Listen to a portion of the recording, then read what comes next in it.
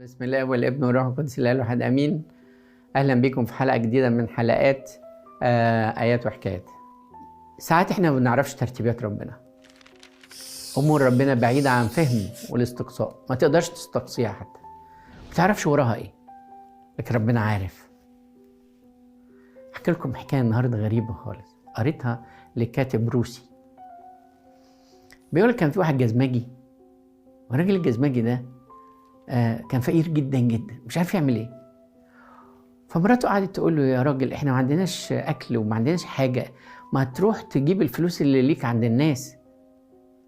فلبس الطاقيه بتاعته، انتوا عارفين الفرو دي في التلج بقى، عايز التلج ماينس يعني ناقص 40 ولا حاجه، وحط على هدومه البلطو المقطع، الرقع باينه بتاعته، يعني هدومه باينه من تحت، وطلع يخبط يا عم فلان يا عم فلان انا ليه عندك ربع روبيا، ما هو هناك بالروبيا، طب خدها اهي يا عم فلان انا ليه عندك نص روبيا ومش لاقيين ناكل، خد النص روبيا. المهم قعد جمع له 3-4 روبيا، ورجع فرحان، عدى على الخماره، شم ريحه الفودكا، قال لك واو هي دي، اروح ادفي نفسي شويه بنص بنص روبيا بس ولا حاجه.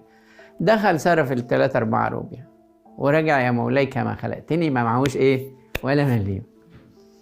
وهو ماشي لقى عند باب الكنيسة بتاعت القرية بتاعتهم واحد راجل قاعد عريان خالص، ما صدقش روحه. فقال له هي ناقصاك عريان في التلج ده احنا ناقص 40 وانت عايش ازاي؟ وراح سايبه وماشي. قلبه وجعه كده، فرجع له قال له يا عم انت عريان ازاي؟ ما ينفعش كده. فالراجل بص له قال له ما انا ما عنديش هدوم. قال له خد البلطو بتاعي، فراح ملبسه البلطو بتاعه على اللحم.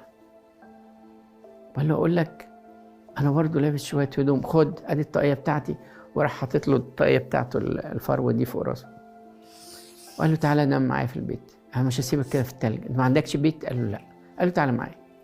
فراح مراته اول ما فتحت شمت ريحه الفودكا، اديته الطريحه المظبوطه، انت جايب لي كمان واحد هومليس معاك، انا مش قاعده لك في البيت. لمت حاجتها وماشيه في منتهى النرفزه، وهي ماشيه خدت بالها ان الراجل لابس البلطو بتاع جوزها على اللحم، يعني لحمه باين، فقلبها رق قوي وصعب عليها.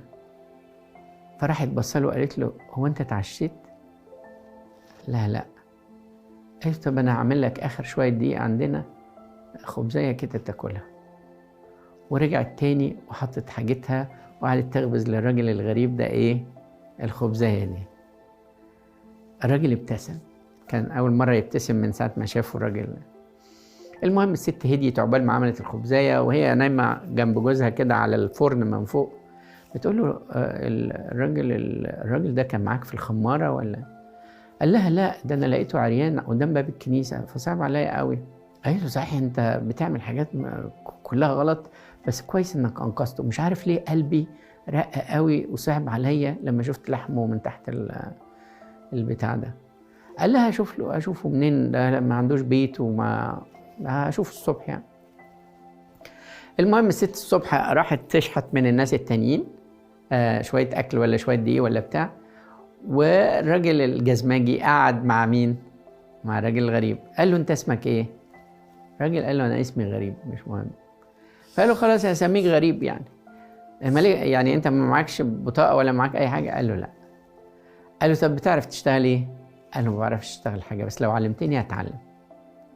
قال له خلاص انا هعلمك ازاي تعمل الجزمه وتساعدني يعني. فعلمه. المهم الراجل بقى مشهور جدا جدا ان عنده جزماتي شاطر جدا. هو الراجل لقط الشغلانه وابتدى يشتغل كويس جدا جدا جدا بطريقه غريبه، لدرجه ان شهره الجزمجي بقت جامده قوي، بيجي له من كل حته في روسيا عشان يعمل لهم جزم. وغني جدا على حس مين؟ الغريب. والغريب قاعد على ترابيزه، كل اللي بيعمله بيشتغل وبياكل وبس، على كده ما بيعملش حاجه تاني.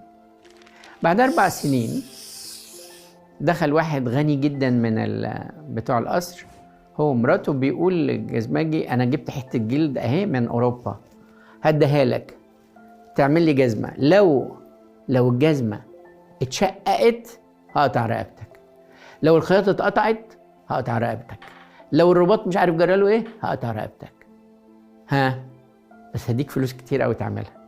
فراح الراجل الجزماجي بص للغريب وقال له ايه رأيك؟ لتاني مرة في 4 سنين لقاه بيبتسم وقال له هنعملها له. فراح قال له خلاص هنعملها. الراجل مشي من هنا، فده اداله الجزماجي ادى للغريب الجلد وقال له اعمل معروف، اوعى تتقطع ولا تعملها غلط ولا ايه، خد بالك كويس جدا. قال له حاضر. خدها عملها منتوفلي مش جزمه. الراجل بقى يلطم، ضيعت حياتي، هيقطع رقبتي.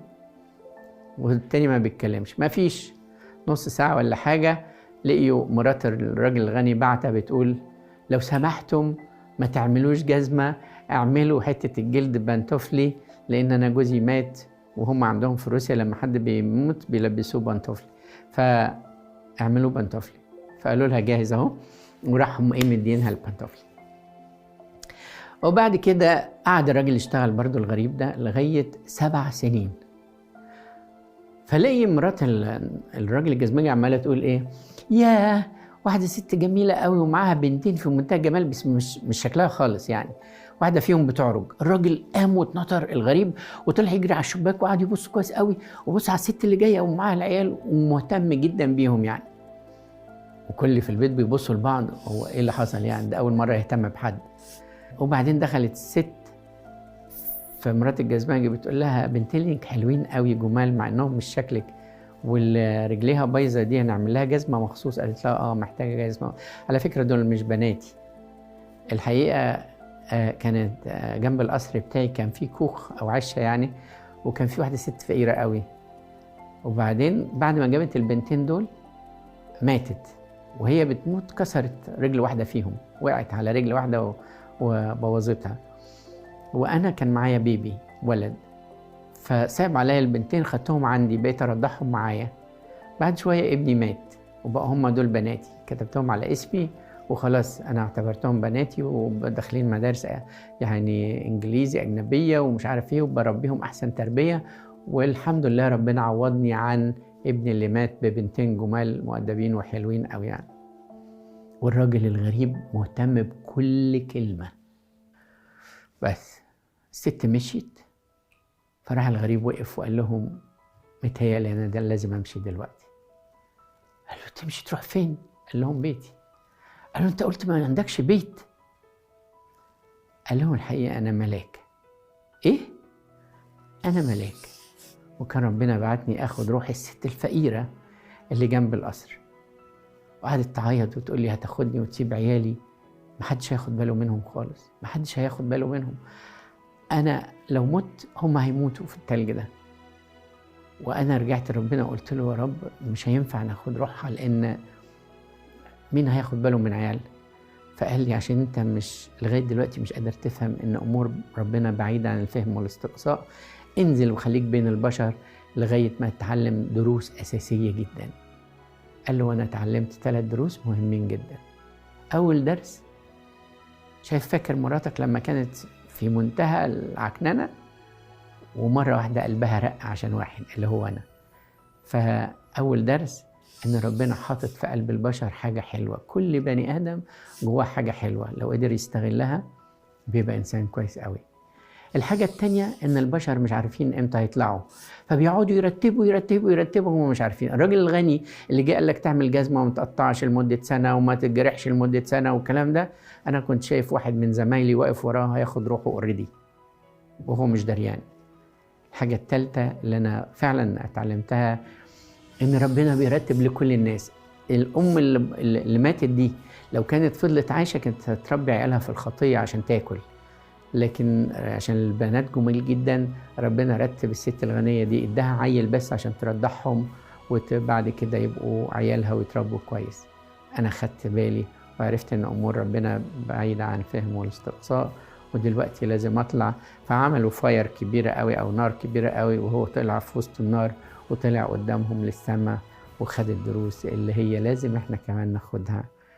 ان امور ربنا احنا مش بنفهمها.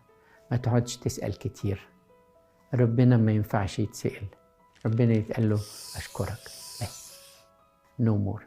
ربنا يدينا كلنا حياة الشكر وقبول ما يعطينا الله، لأنه هو العارف بخفايا البشر. لإلهنا كل مجد وكرامة من الآن وإلى الأبد، آمين.